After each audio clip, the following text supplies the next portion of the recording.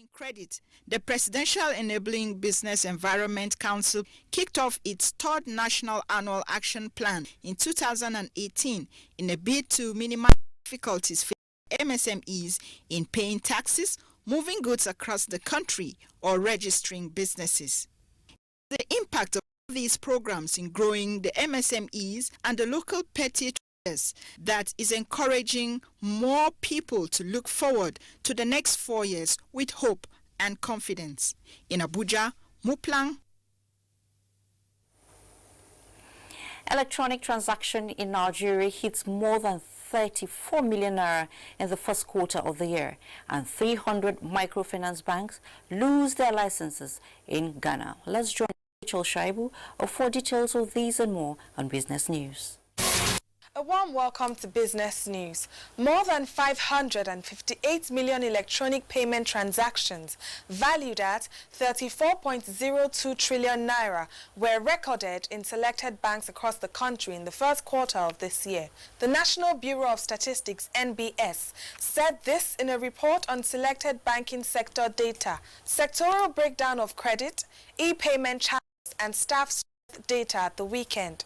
The report shows that Nigeria's interbank settlement system instant payment transactions dominated the volume of transactions recorded, with 232.8 million transactions valued at 24.17 trillion naira within the period under review. The Bureau also released another statistics indicating that banking sector's non-performing loans of the end of 2019 stood at 1.676 trillion naira. The gross loans recorded in the banking sector stood at 15.480 trillion naira.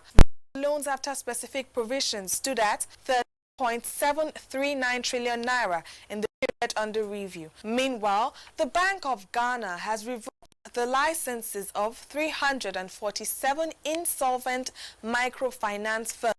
The bank cancelled the permits of 192 firms currently in operation, in addition to 155 that have ceased operations. That's it on Business News. I am Rachel Shaibu. An airlift of pilgrims for the 2019 Easter pilgrimage to Jerusalem is underway in Abuja. The first contingent is the pilgrimage left the shores of Nigeria this Sunday. Dele Atumbi reports. The first set of pilgrims from Nigeria comprises 350 persons with homogeneous background from Benue State. This homogeneity of the pilgrims makes of the 2019 Easter pilgrimage to be unique, as they adorn themselves with uniform. The pilgrims took time out to pray for the unity of the country, all the arms of government, and the prosperity of the therein.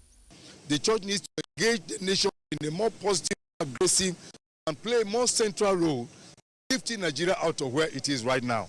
To be ambassadors of the country, and then to portray good images of themselves, and at the same time to abide by the rules and regulations of respective countries.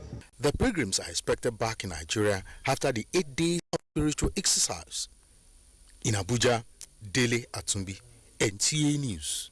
And now to foreign news. President Donald Trump begins a state visit in the United Kingdom, and military leaders in Sudan go tough on protesters. Details are with Uche Ugochukwu. The European Union on Monday called Sudan's military leaders people to protest peacefully and urged a speedy transfer of power to civilians. About 6 people were reportedly killed in the day when security forces moved to disperse a sit-in outside the army headquarters in Khartoum. The Transitional Military Council, however, denied using force to disperse the protesters.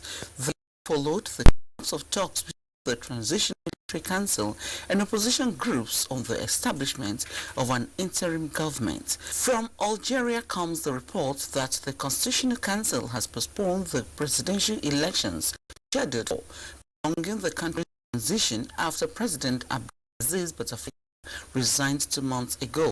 The Constitutional Council cited a lack of valid candidates, as it had received only 2 candidates who were deemed qualified.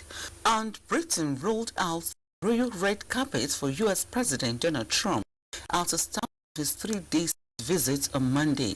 Trump and his wife Melania were greeted by the 93-year-old monarch at Buckingham Palace, where they were treated to the full force of royal ceremony. Minutes before touching down, Mr. Trump criticized Mayor of London Sadiq Khan, with whom he has clashed in the past.